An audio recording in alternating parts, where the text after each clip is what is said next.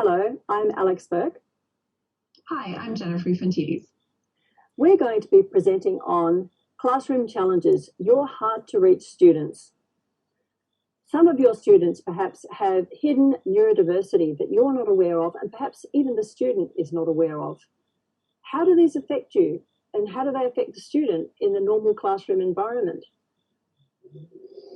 Alex and I have prepared for you a series of experiences so that you can feel what it's like to be in a neurodiverse student's shoes. After you have those experiences, we'll get out into breakout rooms so that you can share your feelings with other participants of the presentation. After that, we're going to get together as a whole group and as separate groups to talk about problems that you have in the class. And Alex and I will try to guide you towards some practical solutions that are evidence-based that you can take back to your classrooms with you and hopefully be able to reach out to those students that have learning challenges. So thanks for considering watching our presentation. Bye for now. Bye.